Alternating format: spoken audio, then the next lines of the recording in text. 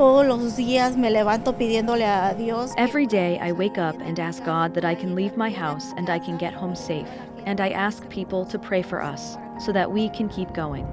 Fear from immigrants about arrest, detention, and deportation. We go in depth with a Catholic perspective on the immigration issue, balancing law enforcement with compassion and respect for the human person. The Archbishop of Miami weighs in on alligators and pythons and detention of immigrants in the Florida Everglades. An Israeli military strike hits the only Catholic church in Gaza. Among the injured, the parish priest Pope Francis used to call every day. And servant of God, Sister Clare Crockett. A look at the life and times of a religious sister who died too soon. Will her joyful and inspirational faith journey lead to the declaration of sainthood? EWTN News in Depth starts now.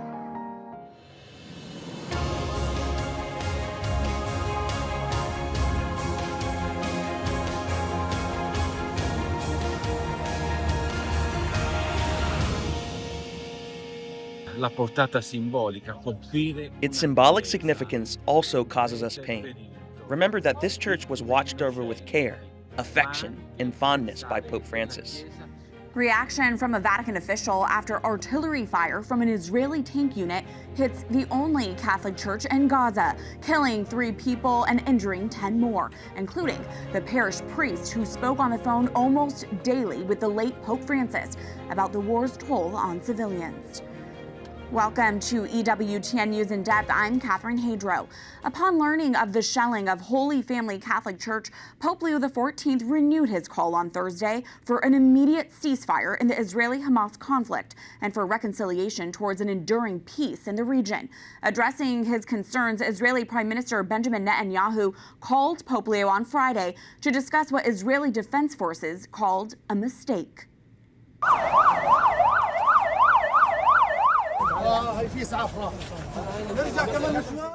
An emergency scene in Gaza on Thursday as those injured were rushed to receive medical help.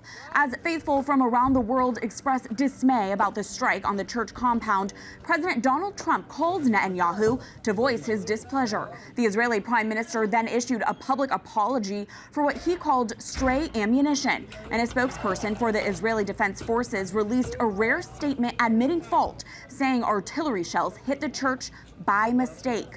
The church compound was sheltering hundreds of people, both Christians and Muslims, including a number of children with disabilities. Much of Gaza's very small Christian community has lived inside the compound since the war began. Caritas Jerusalem said the parish's janitor and an elderly woman receiving care in a Caritas tent were among those killed. Parish priest Father Gabriel Romanelli was slightly wounded. A friend of Pope Francis, Romanelli was in close phone contact with the late pontiff, who spoke with him almost daily to check on the situation in Gaza.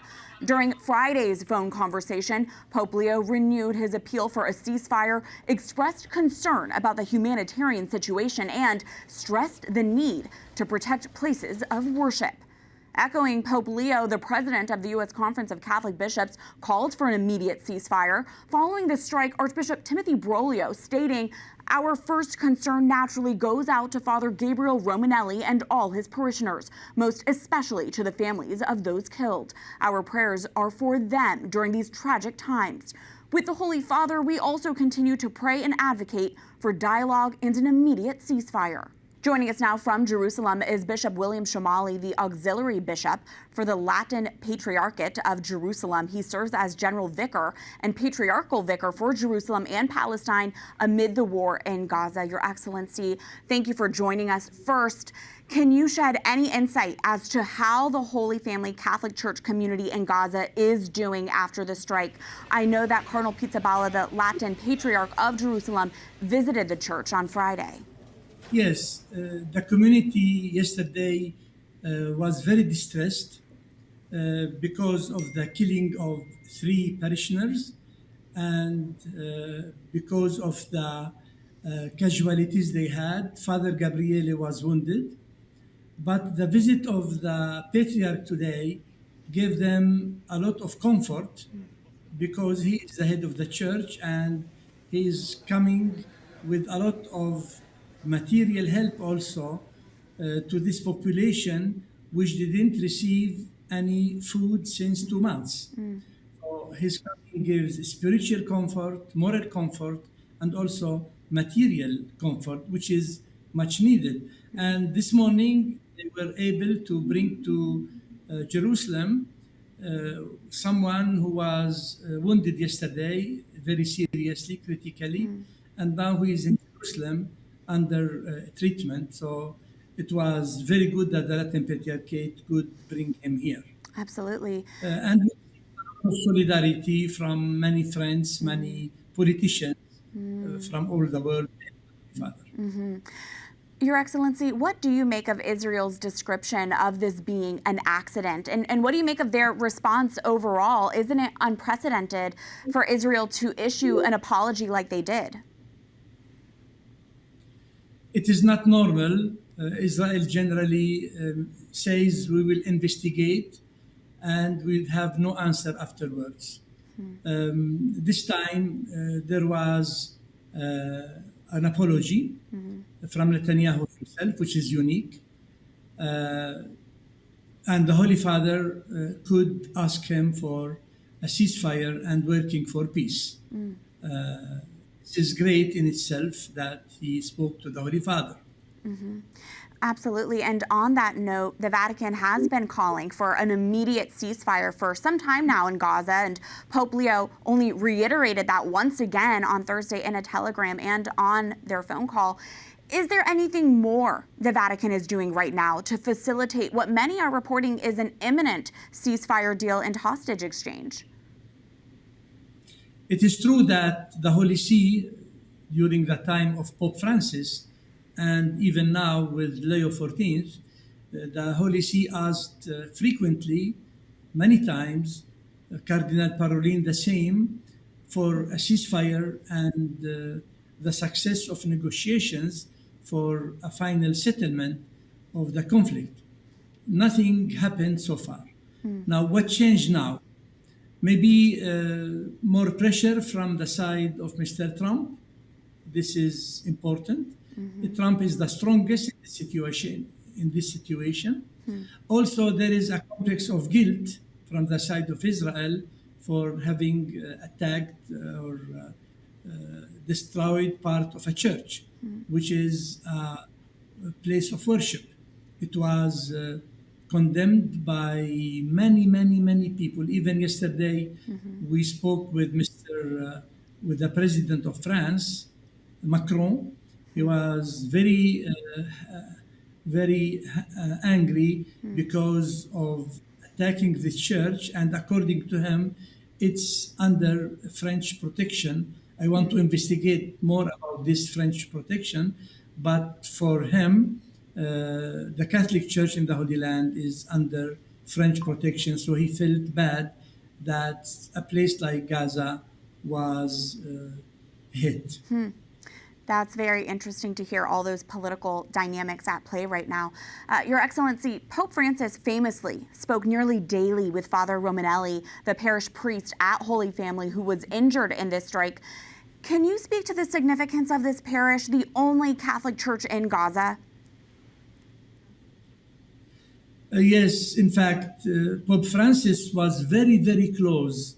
He used to speak in Spanish with the parish priest, Father Gabriele, and also with the nuns who belongs to the Argentinian congregation of the Incarnate Word, the Verbo Incarnato.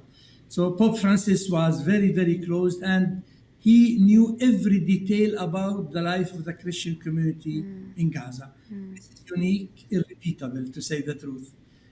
Every Pope has his own style. The style of our Holy Father is different, but we know that he asked a lot about Gaza, and the telegram he sent yesterday showed his closeness to Father Gabriele and to the community. So every Pope has his own style, his own way of being close to people. Can you tell us, Your Excellency, for those of us who are not near the Holy Land, what is the state of Christianity in the Holy Land right now amid the war? There are like daily confrontation between Palestinians and the settlers who would like to expand their settlements in the West Bank, taking and expropriating land of people, Palestinians, who can be Muslims or Christians.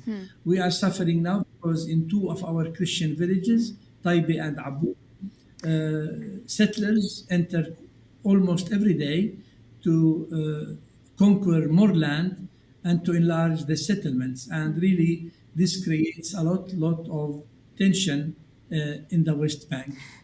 So this renders our life in the West Bank very difficult.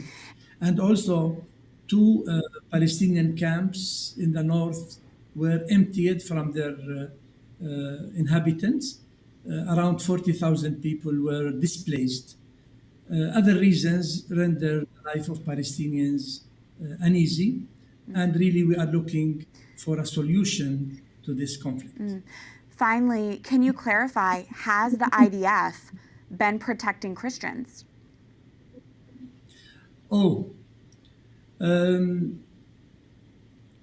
It is difficult to answer this question.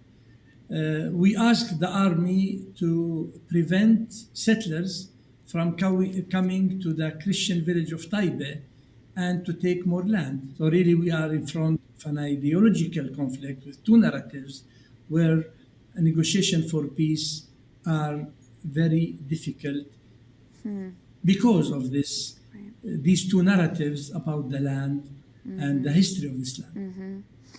Your Excellency, we thank you for your time this week in particular, and please be assured of our continued prayers for our brothers and sisters in the Holy Land. Thank you for joining us. Thank you very much. Thank you. The situation remains grim across Gaza, with civilians even killed at humanitarian locations meant to alleviate the suffering. Chaos erupted at an aid distribution site on Wednesday morning when at least 20 Palestinians died in a stampede when crowds pressed to enter before the site opened. The Gaza Humanitarian Foundation, an Israeli-backed American aid group, used stun grenades and pepper spray to keep people back, leading to panic in the site's narrow, fenced-in entrance. Earlier in the week, an Israeli airstrike killed 6 children at a water distribution site. The Israeli military says it was targeting an Islamic Jihad terrorist, but a malfunction caused the missile to miss its target and hit the children instead. There's more news ahead on this edition of EWTN News in Depth. Even now, just to stand up and say, we are with you, and the church is with you, and we don't want to see any harm come to people of goodwill. The difficult and delicate subject of immigration and enforcement. When we return, the impact of immigration raids on the faithful, their fear of arrest that's reflected in church attendance, and insight and guidance from the Catholic bishops. We are joined by Archbishop Thomas Wenski of Miami. This month's Jubilee of Youth draws inspiration from a joyous religious sister whose short life has touched thousands, servant of God, Clare Crockett. And we go to Rome for the feast of Our Lady of Mount Carmel. EWTN News in Depth is coming right back.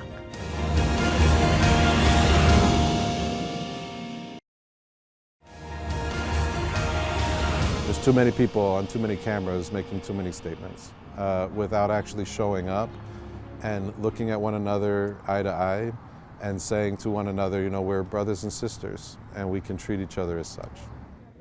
A Catholic response to the scenes of distrust, unrest, and fear as mass arrests, detentions, and deportations continue around the country. The anxiety is real and is being felt in the pews as church attendance among immigrants has plunged in many cities. The Bishop of San Bernardino, California, even issuing special dispensation from Sunday Mass attendance for those parishioners who fear immigration raids. What is the best balance between keeping our country, our borders, and our communities safe, enforcing our immigration laws, and treating immigrants, especially non-criminal immigrants, with humanity, dignity, and compassion, as we are taught to by our Catholic faith? That is the debate as ICE agents aggressively continue mass deportation efforts and raids and arrests throughout the U.S.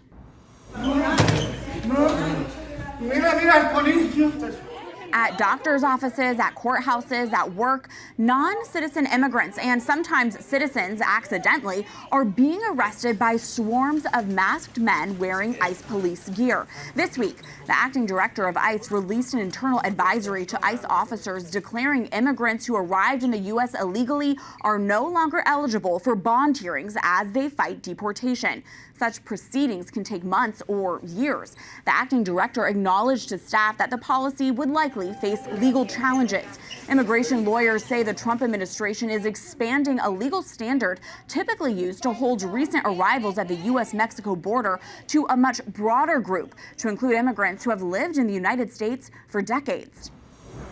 The U.S. Catholic bishops have routinely spoken out about the immigration issue and have repeatedly agreed every country has a right to defend its borders, enforce immigration laws, and safeguard against those who commit crimes. But for decades, they have also called on Congress to reform a broken immigration system that does not adequately address legitimate motivations people have for migrating to the United States or recognize the contributions of immigrants to our society. And in this current climate of mass deportations, the U.S. Conference of Catholic Bishops released a statement earlier this year urging enforcement to be targeted, proportional, and humane. They write, enforcement measures should focus on those who present genuine risks and dangers to society, particularly efforts to reduce gang activity, stem the flow of drugs, and end human trafficking. Just enforcement also requires limiting the use of detention.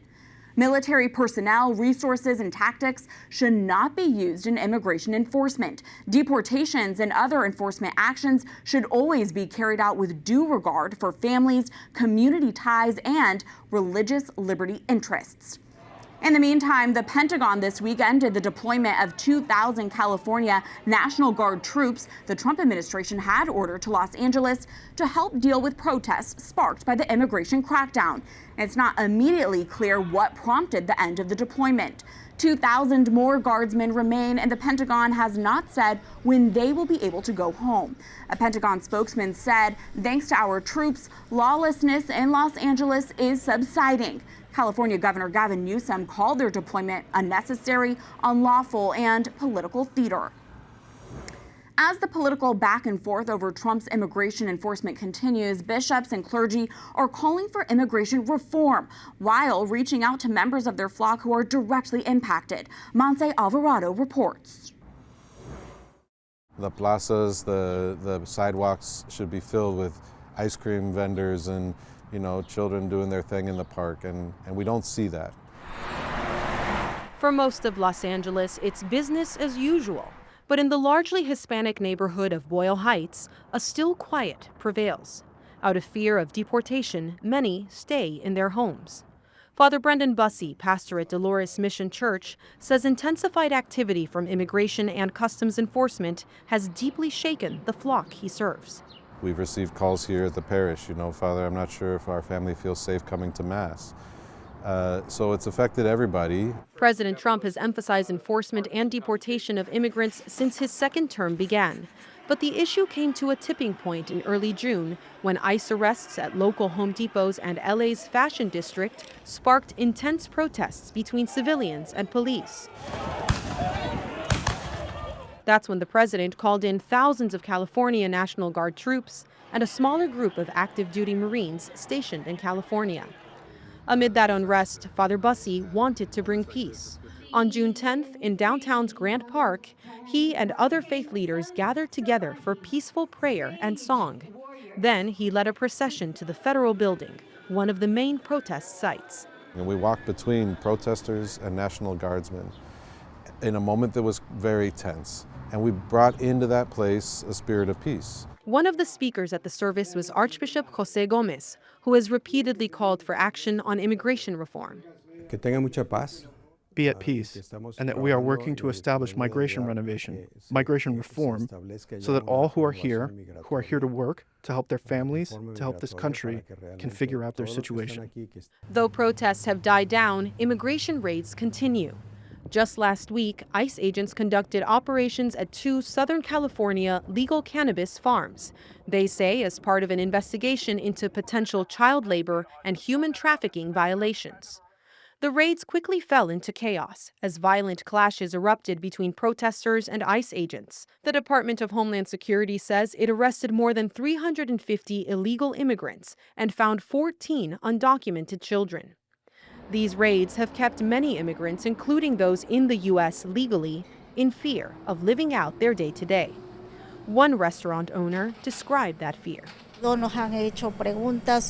We are scared they are targeting not just people without papers, but everyone. Going after the worst of the worst, or are you now arresting anyone who is here? We're doing the worst of the worst, always first. The Trump administration has maintained that its deportation efforts focus on illegal immigrants with criminal backgrounds.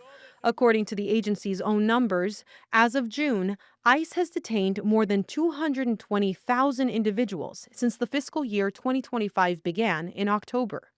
35% were convicted criminals, 22% had pending criminal charges, and 43% were arrested for other immigration violations.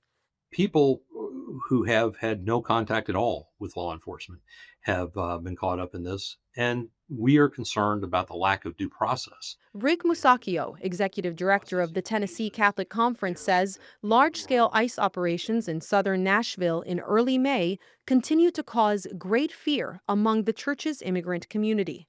ICE confirmed the arrest of 196 individuals. In a joint statement after the operations, the bishops of Tennessee wrote, "Perhaps as many as 100 of these detained, while undocumented, apparently had no previous criminal issues," and said, "It clearly points to the need for broad reform of the immigration system." In response to the fear surrounding the raids, Nashville Bishop Mark Spalding clarified in an announcement that, while churches remain open, no Catholic is obligated to attend Mass on Sunday if doing so puts their safety at risk. They are fearful of coming to church because these apprehensions are taking place in public areas. In a similar effort last week, Bishop Alberto Rojas granted a rare dispensation of the Sunday Mass obligation for those who fear arrest in the Diocese of San Bernardino, California. John Andrews, the diocese communications director, explains that the majority Hispanic diocese has been gripped with fear since Southern California became the epicenter of intensified ICE operations. Since the raids began, attendance of our Spanish language masses in the diocese has been down probably 50% on average. He says the diocese is aware of 2 ICE raids that took place on parish property on June 20th, including the arrest of a parishioner of Our Lady of Lourdes in Montclair. A man who was doing landscaping work on the parish property was taken into custody there, arrested, and we understand was later taken to an immigration detention facility in Texas. In a statement to our sister news service, the Catholic News Agency, about the dispensation, Bishop Rojas wrote, "I want our immigrant communities to know that their church stands with them and walks with them through this trying time." In downtown Detroit this week, another show of support for immigrants. On Monday, the city's archbishop, clergy, and lay people from various faith backgrounds marched in a solemn procession from a Catholic church to an ICE regional field office. The march was organized by Strangers No Longer, a Catholic organization that advocates for immigrants. Father David Bursmeyer, the group's chaplain, attempted to deliver a letter to the office detailing concerns over ICE's immigration operations, but was refused at the door. I think that the Latinos, that they are growing in this country, especially in the Catholic community. As nuncio and representative of the Pope, sometimes I feel the need to cry out against the face of this injustice. Cardinal Christophe Pierre, Apostolic Nuncio to the United States, shares his brother bishop's concerns over immigration. He shared those concerns with the Holy Father. We can't accept that there is injustice. I think that we, the social dimension, the deep dimension of our faith, is the fight against injustice. That's what Jesus tells us all the time. And local pastors, too, are ready to support their immigrant brothers and sisters. We understand that there's a need for a border patrol. I can't imagine that there would be an issue coming to church. But if there were, we have already discussed how we would act in that situation. Montse Alvarado, EWTN News, in depth. The concern for the migrant extends beyond ICE raids and arrests and also includes care for where they are held and detained and whether they are afforded a right to due process and consultation with an attorney. One of the most controversial of the detention facilities is one quickly put up with tents and trailers on an old airstrip in the middle of the Florida Everglades. They call it Alligator Alcatraz. The 3,000-bed facility is surrounded by swampland and was constructed in days. The first detainees arrived in early July after President Trump, Florida Governor Ron DeSantis, and Homeland Security Secretary Kristi Noem toured the facility, which contains multiple cage-like structures and tents designed to each hold 32 men. The governor called it an efficient and get-tough response to the administration's call for mass deportations with a name meant to deter illegal immigration. Critics denounce Alligator Alcatraz as too far from medical facilities, bug-infested with overflowing toilets, flooding tents, inadequate food, and sporadic air conditioning. Some Florida congressmen toured the facility last weekend, and several of them denounced what they called atrocious conditions. Noem quickly defended Alligator Alcatraz. Pictures that you've seen don't do it justice. They are essentially packed into cages, wall-to-wall humans. It's all a cruel stunt. Cruelty isn't just the point, it's the strategy. And we saw people, of course, yelling for help. We even heard in the background someone yell, "I'm an American citizen." Alligator Alcatraz is held to the same standards that all federal facilities are. It's a fantastic resource for us to be able to utilize. And we've had several other states that are actually using Alligator Alcatraz as a model for how they can partner with us as well. Alligator Alcatraz is located in the Diocese of Venice, Florida. Bishop Frank DeWayne points out many of the people incarcerated there are from traditionally Catholic countries. He is working with the Archdiocese of Miami to try to get pastoral care to the detainees, and so far has not been able to arrange that with ICE officials. Both he and Miami Archbishop Thomas Wenski are on the record with their concern. Wenski writes, "Much of the current rhetoric is obviously intentionally provocative. It is unbecoming of public officials and corrosive of the common good to speak of the deterrence value of alligators and pythons at the Collier Dade facility. Common decency requires that we remember the individuals being detained are fathers and mothers, brothers and sisters of distressed relatives." Archbishop Wenski joins us now to talk more about the detention center and the bishop's broader call about the critical need to overhaul America's broken immigration system. Your Excellency, thank you for joining us. You have been outspoken against the conditions at the so-called Alligator Alcatraz detention center. What is your greatest concern? Well, my greatest concern is the health and care of the people that are being detained there. It's in a very isolated place, far away from medical facilities. It's in a swamp that is very hot on a tarmac, which makes it even hotter. The conditions are very Spartan, and nobody expected it to be the Four Seasons, as Governor DeSantis said. But at the same time, we do wish a minimum of standards, and one of those standards should be access to pastoral care. And since that place opened, I've been making, through my director of prison ministries, a daily appeal for scheduling masses and visits of our priests, of myself, to that facility. I've had a couple. I've had a congressman speak to the Attorney General of Florida to also ask for access for religious services. It's interesting. The Attorney General of Florida said that it's not a Florida problem because it's a federal facility. And when we talked to the feds, they said, well, no, it's run by the state of Florida. So these two governmental entities, the federal government and the state government, are arguing among themselves who is accountable for this place. And apparently they also are subcontracting this out to a private agency, one of these for-profit prison operations. This also is symptomatic of a wrong approach to the problem of immigration in the United States, because so far the administration is just putting the emphasis on enforcement only. And right now he's successfully gotten control of the border. And for many, many years in Congress, many Republicans and others would say that they would work on immigration reform, but only after the border was under control. Well, the border is under control now, and so this is an opportunity for Congress to step forward and to put together some positive immigration reform.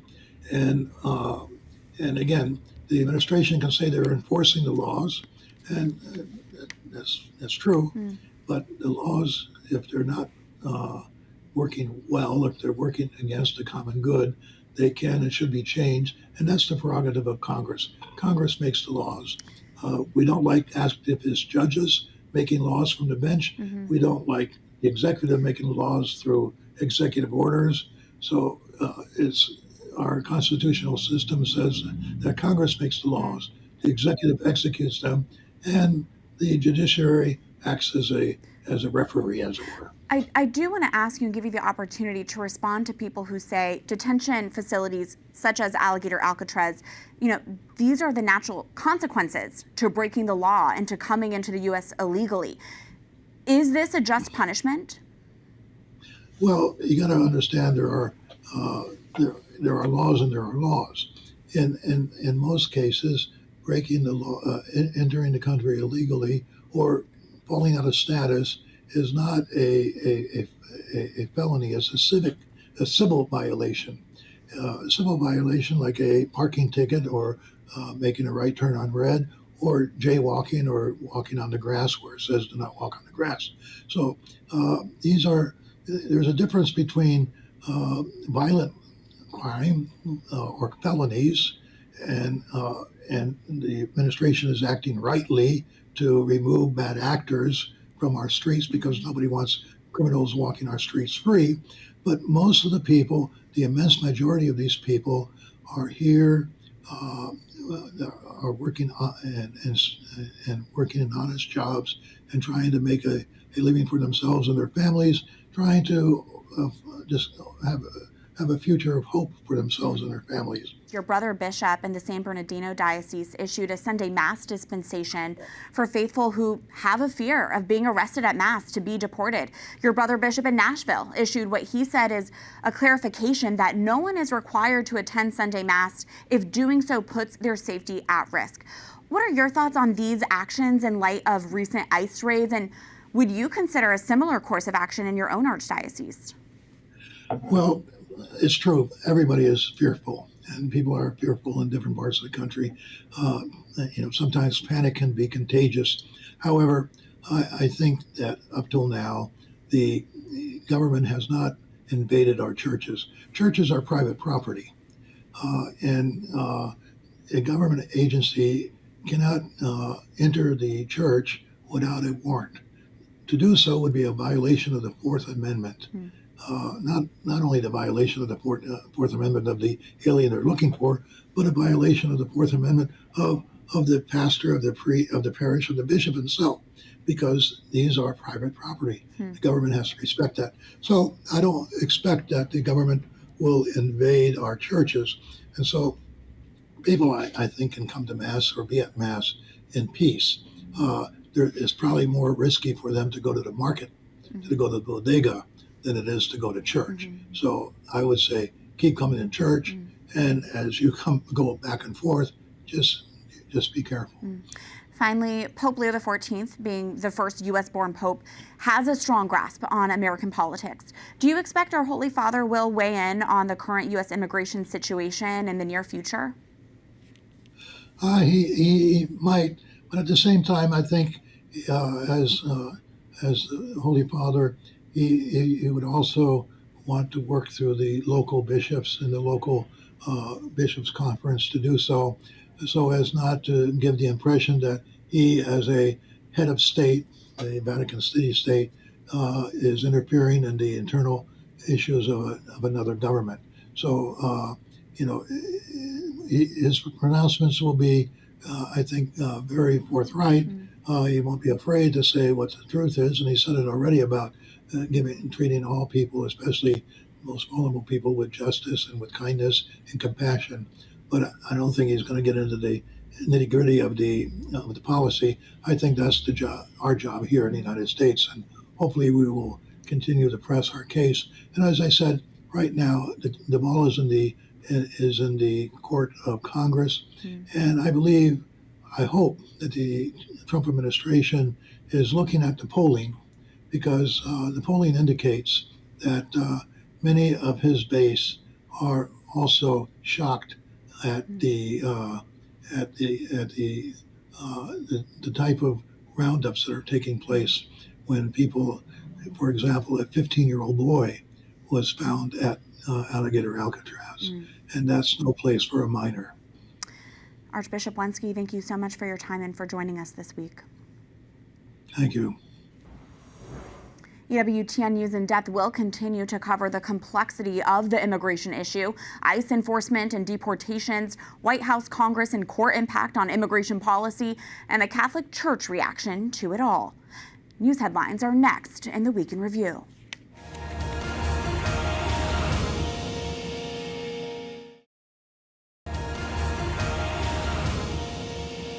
News of the continued and intensified Russian bombing of Ukrainian civilians leads the Week in Review.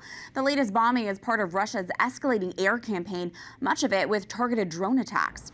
In a series of bombings in several cities across Ukraine this week, multiple civilian targets were hit, including a hospital, industrial facilities, residential complexes, and energy infrastructure. Scores of people were injured, many suffering severe burns. The Russian bombardment included drones, decoy drones, as well as ballistic missiles. The explosions and resulting fires left firefighters scrambling to fight the flames and contain the damage.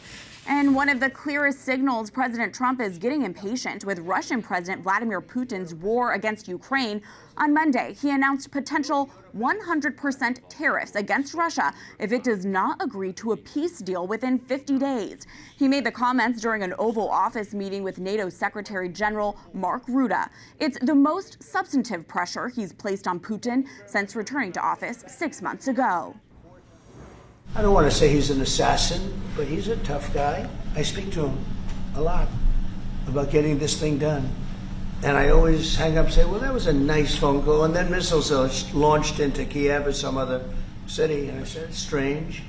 And after that happens 3 or 4 times, you say, the talk doesn't mean anything. The proposed tariffs would also include secondary tariffs on other countries that buy Russian exports. But Trump's tariff threats were met with a shrug in Moscow. And critics say a 50-day ultimatum for a peace plan until September 2nd just gives Russia a 50-day unrestrained window to cause more death in Ukraine and to solidify its advance into Ukrainian territory. The death toll from devastating floods in Texas has reached 135 people as rescue and recovery efforts search for nearly 100 others still missing. Search and rescue teams began their work again on Tuesday after efforts were put on hold over the weekend as more devastating flooding hit central Texas.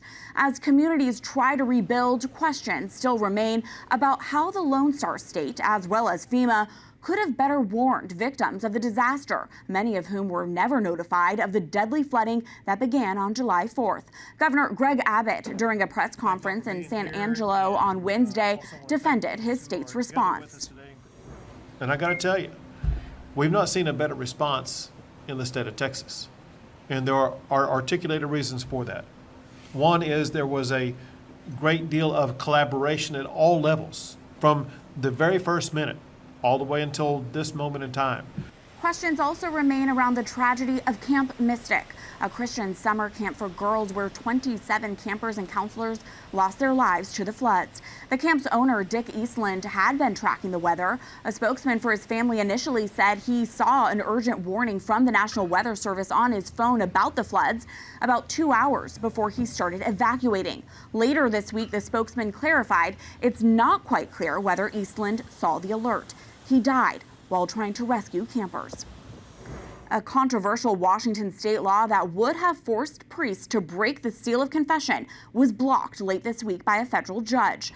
Under the law, clergy would be listed as mandatory reporters of child abuse, even if they learn of it in the confessional.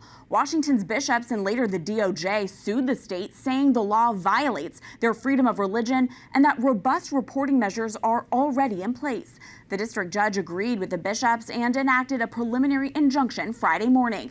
The case will continue, but the injunction protects Catholic priests from enforcement of the law.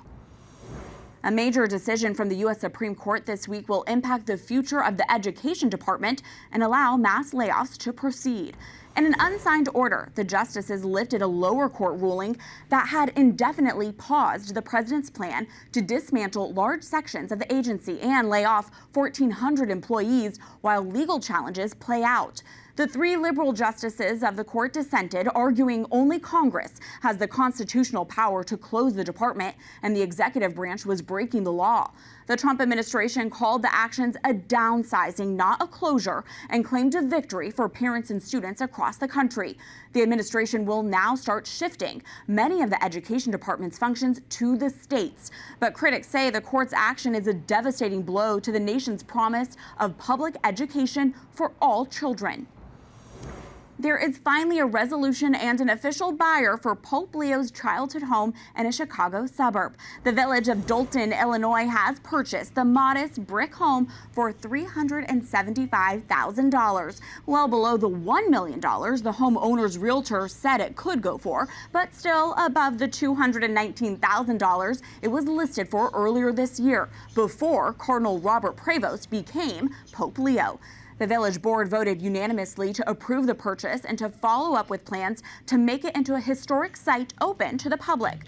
The community is cash-strapped, but the mayor said the opportunity to create a papal visitor site would eventually pay for itself. The next step is to create a nonprofit charity to preserve the house and revitalize the neighborhood. Pater, et Filius, et Spiritus Sanctus.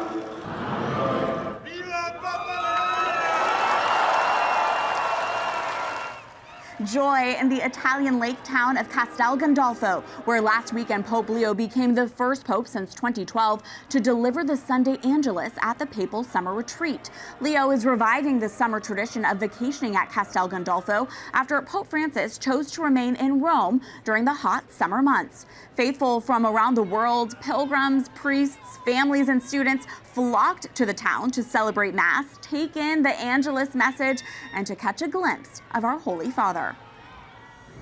It's amazing, that's the Vicar of Christ, and it's just amazing to me to be here. It was such a delight to see Pope Leo. We are so grateful that he's taken up the mantle of Leo XIII, addressing fundamental social challenges. He's a wonderful pope. After a 2-week respite at Castel Gandolfo, Pope Leo will return to Rome. He will go back one more time this year on August 15th to celebrate Mass for the Solemnity of the Assumption.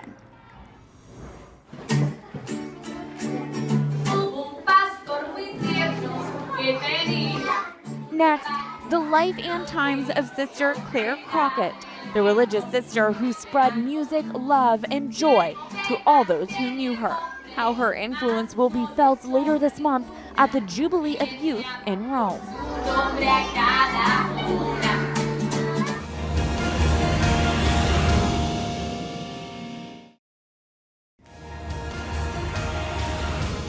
We are just a few weeks away now from the Jubilee of Youth, where more than 100,000 joyful young Catholics from around the globe are expected to gather in Rome to celebrate their faith. Taking place the last week of July, the Jubilee of Youth will feature numerous events throughout Rome. A welcome Mass in St. Peter's Square will begin the festivities. The first couple of days will feature a first-of-its-kind Jubilee for Catholic digital influencers. Later in the week, Pope Leo will preside over a prayer vigil with testimonies and concerts on the outskirts of the city, where he will close the Jubilee with Sunday Mass on August 3rd.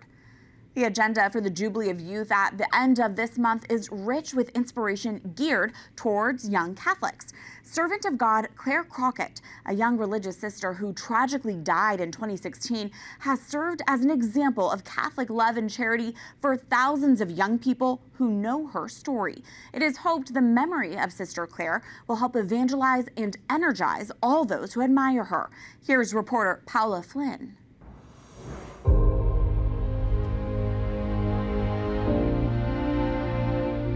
Although she was born in Ireland, Sister Clare Crockett changed the lives of many people in Playa Prieta, Ecuador. El legado de la hermana Clare en Ecuador. Sister Clare's legacy in Ecuador is a beacon of joy and hope. I live and work here, and I'm in contact with people from all walks of life, the elderly, the young, business people, farmers. And somehow, everyone knew Sister Clare. Even when I say I'm part of the community, they respond, "No way, Sister Clare? She was my Sister Clare." Hermana, esa es mi hermana Clare. The servant sisters of the Home of the Mother educate more than 400 children at the Sagrada Familia School in Playa Prieta. Located about 200 miles from the capital, this rural area of Ecuador faces high levels of poverty and, as a result, a severe lack of educational resources. At this very school, Sister Clare Crockett and other sisters of the Home of the Mother dedicated their youth to the mission.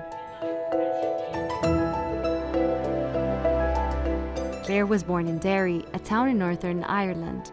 As a child, she dreamed of becoming a movie star.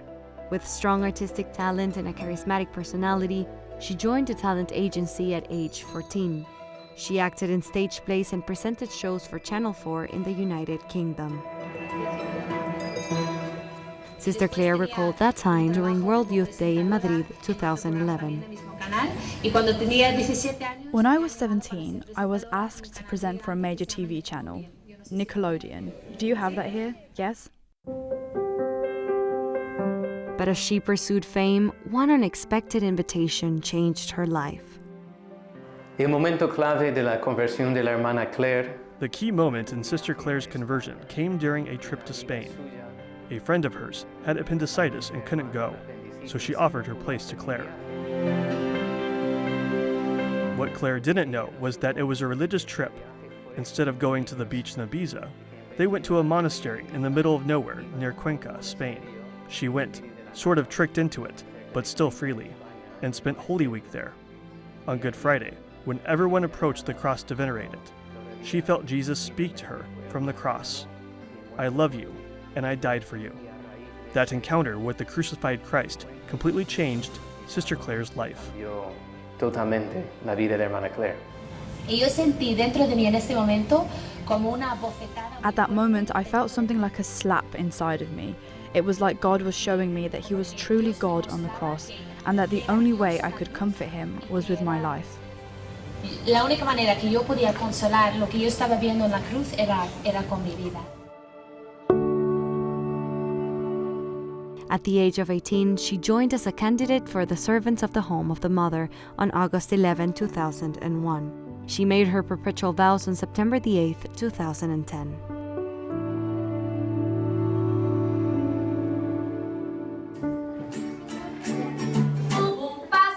Sister Clare devoted her work to young people and children, whom she captivated with her musical talent.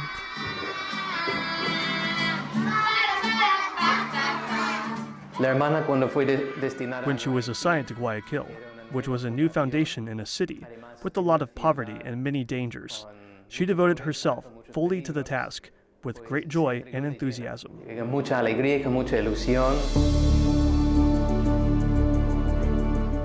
In Playa Prieta, she did the same work the sisters continued today.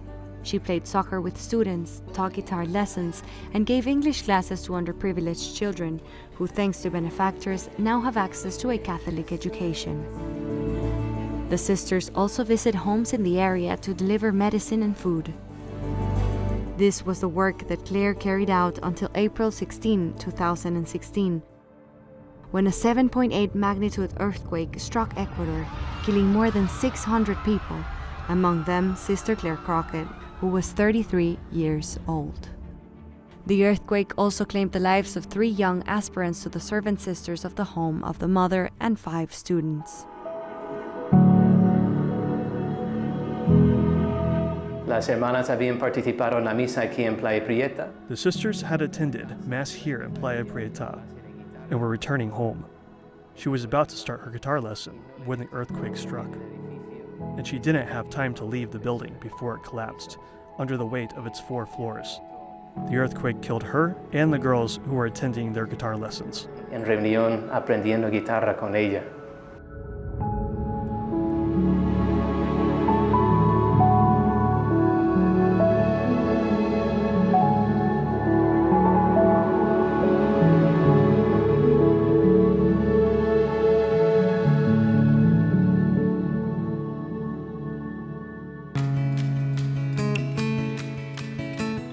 After Sister Clare's death, Matthew Nobrega was sent to Ecuador as a servant brother of the home of the mother. Following the earthquake, the Archbishop of Puerto Viejo invited priests to establish a community there to help rebuild the churches that had collapsed. As it did for him, Sister Clare's legacy continues to impact the lives of thousands of young people around the world. Many say she was an inspiration in their vocational journey.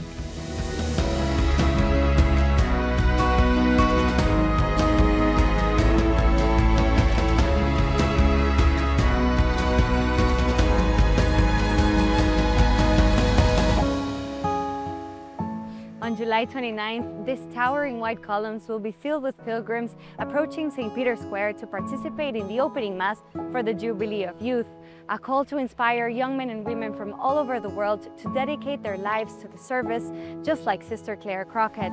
The Eternal City expects the arrival of 1 million pilgrims. In Rome, Paola Flynn, EWTN News in Depth.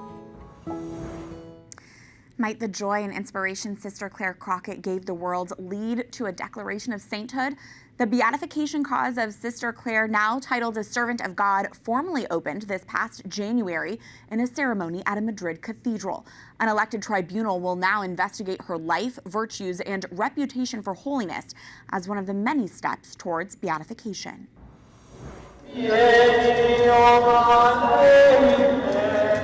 Every year, this feast in Rome draws large numbers of enthusiastic and devoted pilgrims. When we return, beautiful images from the celebration of the Feast of Our Lady of Mount Carmel.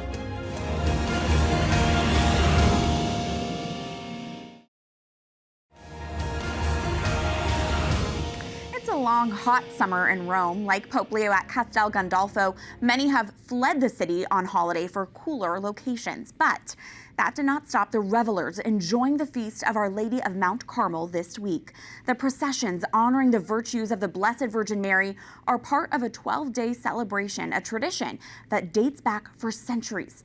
Enjoy our images of the week from our EWTN Vatican Bureau.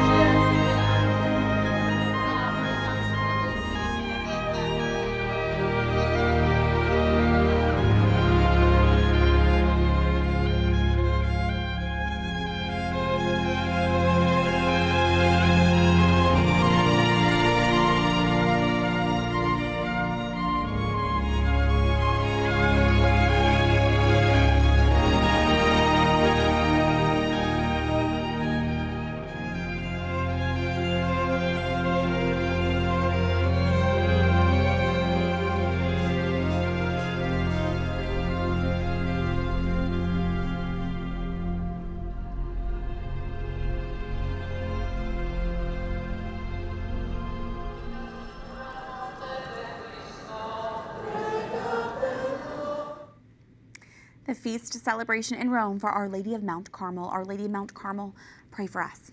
And that's it for this edition of EWTN News in Depth. I'm Catherine Hadro. We hope to see you again same time next week for more news and reports important to your Catholic life. Until then, God bless.